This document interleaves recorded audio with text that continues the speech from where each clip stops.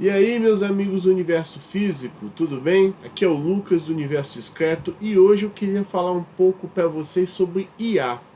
Existem várias maneiras de você definir o que é inteligência artificial. Uma delas é um meio de fazer as máquinas pensarem e agirem com inteligência. Essas máquinas, obviamente, são controladas por algum tipo de software e esse software inteligente é que produz o comportamento inteligente dessas máquinas. Em suma, a IA é uma ciência focada em encontrar teorias e metodologias que ajudem máquinas a entender o mundo e a reagir a situações da mesma forma que nós, seres humanos, da mesma forma que a gente reagiria. Essa não é a única definição de IA que existe. Para falar a verdade, eu joguei What is Artificial Intelligence no Google e eu encontrei 118 milhões de resultados. É bem natural que isso ocorra, dada a aplicação da IA e a importância da IA em tantas áreas diversas e de tantas maneiras que diferentes pesquisadores usam esses conceitos. O fato é que nós queremos que as máquinas sintam, reajam, pensem e ajam de forma racional, assim como nós. Pegando uma definição mais clássica de IA, ela é um ramo da ciência da computação que se propõe a construir máquinas inteligentes que funcionam e reagem de forma similar ao comportamento dos seres humanos. Até por isso, a IA tem muito a ver com o estudo do cérebro humano. Pesquisadores acreditam que a IA pode ser obtida quando a gente entender completamente como o cérebro humano funciona e simular os dispositivos do cérebro. Imitando esses dispositivos, a gente vai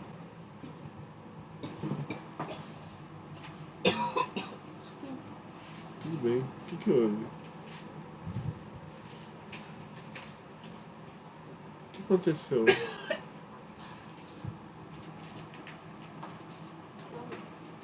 Fiquei com vontade de tossir, fui controlando, engasguei. Desculpa. Tudo bem.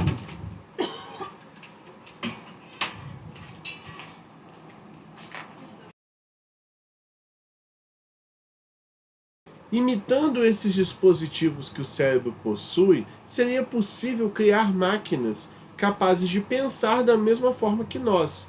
Com isso, poderíamos criar sistemas inteligentes capazes de aprender. Imagine o seguinte: o seu cérebro tem a capacidade de realizar dezenas de coisas incríveis, como reconhecer objetos, entender linguagens, aprender coisas novas, dentre outras tarefas altamente sofisticadas.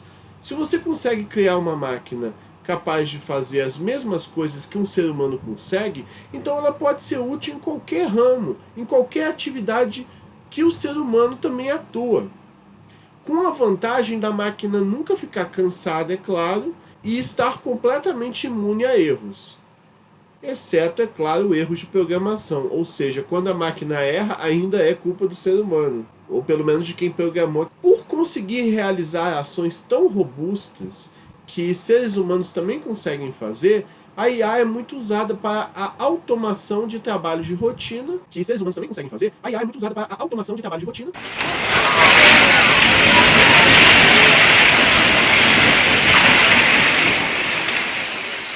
Para o reconhecimento de voz e de imagens, para realizar diagnósticos complicados de área de medicina e servir como base para resolver problemas científicos complexos.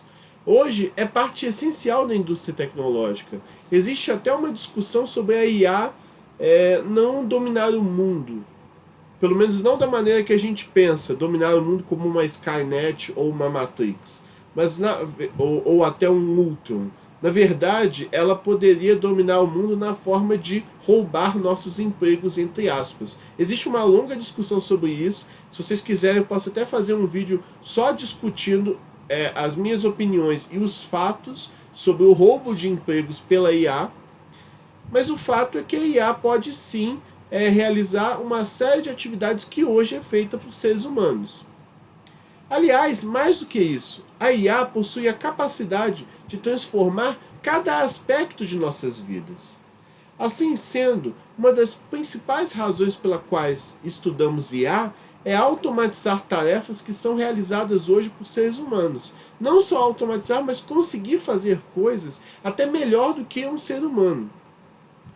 Lembrando que vivemos em um mundo com uma quantidade absurda de dados. Muita informação confunde o nosso cérebro, não é mesmo? As máquinas não têm tanto esse problema. Em alguns momentos até tem, mas digamos que a máquina consegue lidar com uma quantidade absurda de informação melhor do que seres humanos. Mais um ponto para elas. Além de lidar com uma quantidade absurda de dados que pode se originar de diferentes fontes, a informação pode surgir de forma extremamente desorganizada e caótica, ou se modificar rapidamente. As máquinas conseguem lidar com muita informação que se altera de maneira veloz e também conseguem organizar informações que estão muito confusas de maneira simples. Então as máquinas são categóricas em lidar com toda essa complexidade das informações e dos dados. Isso porque nem chegamos a falar que a IA ainda está em sua infância, se comparada com outras ciências que já são estudadas há séculos. A gente pode dizer que a IA nem completou 100 anos ainda. E como a IA surge no mundo real? Vamos discutir um pouco isso. Uma das aplicações mais populares de IA é a visão computacional, que consiste em criar sistemas que conseguem interpretar informação visual, extraindo informação a partir dali. Um bom exemplo disso é imaginar uma máquina que analisa uma foto e sozinha é capaz de dizer que ali tem um chapéu, ou uma cadeira, ou um hipopótamo. Temos também o processamento de linguagem natural, que consiste em sistemas computacionais capazes de extrair informação de texto. Imagine interagir com um computador usando frases e esperar que ele responda também com frases.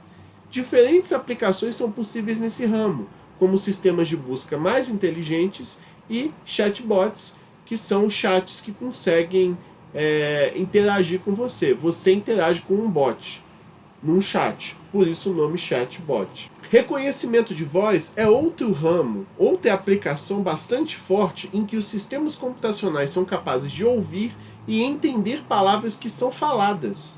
Por exemplo, assistentes pessoais em seu celular, como a Siri da Apple e a Cortana da Microsoft.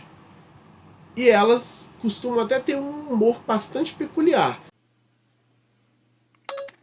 What's your name? My name? It's Siri. Hi, Siri. Hi, Fabian. Siri, do you know any jokes? Fabian, I don't really know any good jokes. None, in fact. Knock, knock.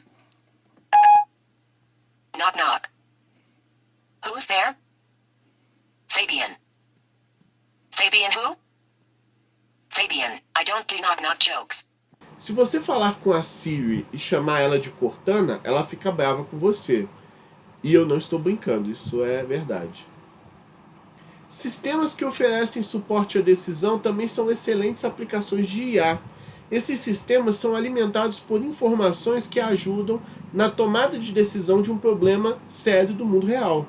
Podemos ver isso no ramo das finanças, mercado de ações, medicina, marketing. Esses sistemas recebem uma grande massa de dados do mundo real e usam essa informação para auxiliar uma pessoa a decidir algo importante. Por exemplo, se a pessoa deve investir em um determinado fundo de ações ou se um paciente tem alguma probabilidade de ter uma doença grave, que eu até mencionei no meu outro vídeo um exemplo de um sistema assim, no vídeo que eu falo de grandes pesquisas feitas por brasileiros. Também temos grandes aplicações de IA nos games e na robótica. No caso dos jogos, podemos criar adversários muito desafiadores para jogadores usando IA. No caso da robótica, podemos ver robôs com sensores realizando diferentes tarefas que provavelmente eram feitas manualmente por seres humanos em tempos mais antigos, como controlar a temperatura de um reator nuclear ou verificar a qualidade de produtos em uma linha de produção manufatureira. Tem até uma aluna minha, chamada Damaris, que ela não é bem uma aplicação de robótica, mas ela, por meio de uma câmera, ela analisava se chapas de aço possuíam fissuras ou rachaduras. Então, a gente poderia imaginar um robô com uma câmera ali fazendo isso, por exemplo, para identificar se uma estrutura metálica está rachando, se uma ponte está caindo, ou esse tipo de coisa. Então você também consegue verificar a qualidade de produtos. Existem trabalhos, por exemplo, que verificam a qualidade de café, qualidade de feijão, apenas com uma câmera que indica esse grão está bom e esse grão está ruim. Então sabemos, pessoal, que a IA é uma grande área da ciência da computação com muitas aplicações. E a IA pode ser dividida em sub-áreas que estão cada vez mais populares. Uma dessas sub-áreas é o aprendizado de máquina e reconhecimento de padrões, que consiste em projetar software que aprende a partir de um conjunto de informações. Todas as aplicações que eu mencionei antes podem usar métodos de aprendizado de máquina para fazer as coisas funcionarem. O aprendizado de máquina dispõe de modelos de aprendizado que realizam predições a partir de informações. Imagine um sistema, por exemplo, que recebe a previsão do tempo dos últimos anos e diz se vai chover amanhã. Ou pega, por exemplo, diferentes informações sobre terremotos, furacões, e pode indicar a probabilidade de algum fenômeno parecido ocorrer amanhã ou semana que vem. Assim sendo, as informações que são fornecidas por um modelo de aprendizado de máquina é fundamental para que ele dê certo. Capacidades boas ou ruins de predição depende desses dados. Quanto mais dados, mais informação você tem ali para fundamentar a sua hipótese ou a sua opinião. Se você entregar para um modelo de aprendizado, por exemplo, diversas imagens de exames de pacientes com e sem tumor, ele vai identificar que padrão tem na imagem quando o paciente tem tumor. Pacientes com tumor têm, por exemplo, uma cor assim, ou uma forma geométrica assado, ou um padrão de textura Y. Então ele vai ser capaz de discernir que padrão é típico quando a imagem tem tumor ou quando a imagem não tem tumor. Outra sub-área de IA bastante popular é a de busca, muito usada quando o programa precisa analisar um conjunto de probabilidades optando pela melhor escolha. Um ótimo exemplo disso, pessoal, é o jogo de xadrez, que quando você joga xadrez com uma máquina, a máquina começa a imaginar diversos cenários hipotéticos de jogadas. Por exemplo, se eu mover essa peça aqui, ele pode colocar essa aqui lá. Aí depois eu vou ter que jogar essa. Então é melhor eu não jogar aqui, eu vou jogar aquela outra. Porque se eu jogar com essa outra aqui, eu aumento a chance de chegar no rei dele e ganhar a partida. Então a máquina começa a construir uma árvore de possibilidades. Quando eu digo uma árvore, é como se cada galho fosse um cenário hipotético de jogadas. Então ele vai imaginando várias jogadas na própria cabeça e depois de imaginar todos esses cenários, ela toma uma decisão de, vou jogar essa peça aqui. Então o computador faz diversas construções mentais de possíveis jogadas, determinando que opção maximiza a possibilidade de vitória dela, da máquina. Outra sub-área de IA bastante popular é a computação genética, que é uma maneira de codificar softwares para solucionar um problema específico baseando-se em seleção natural. Imagine, por exemplo, um jogo de naves espaciais, que cada gene pode representar ou codificar uma característica de uma nave inimiga. Por exemplo, um gene para um tiro mais rápido, um gene para um tiro de área maior, um gene que faz com que a nave desvie mais rapidamente. E à medida que você vai jogando, por seleção natural, genes melhores adaptados contra você tendem a permanecer ou até se expandir, enquanto os genes menos adaptados, ou os que morrem com facilidade para você, tendem a desaparecer. Então você conseguiria criar um jogo com uma IA bastante interessante, que vai se adaptando a você de um jeito bastante rico. No entanto, não podemos falar de IA sem deixar de mencionar o grande cientista da computação Alan Turing. O Turing propôs algo que chamamos de teste de Turing, que apresenta uma definição bastante interessante de inteligência no ramo da computação. Turing define que um sistema computacional é inteligente se ele possuir a habilidade de conversar se passando por um ser humano. Então, você vai interagir com uma máquina por meio de comandos de texto, e essa máquina deve ser boa o bastante para enganar você, fazendo-se parecer com um ser humano. Na verdade, o teste original de Turing depende de 3 coisas. Vamos ter uma pessoa A e uma máquina B. A pessoa A e a máquina B vão estar atrás de uma cortina, e você vai ter um interrogador C. O interrogador C, ele conversa num chat tanto com a pessoa A quanto com a máquina B. Só que tem uma coisa: o interrogador C, ele não sabe quem é a máquina ou quem é o ser humano naqueles 2 chats. Ele tem que tentar descobrir. Se ele não for capaz de descobrir quem é a máquina e quem é o ser humano, esse sistema passa no teste Turing. Existem algumas variações desse teste, mas o teste original que o Turing propôs foi esse que eu acabei de falar. E o que um sistema precisa ter para passar nesse teste?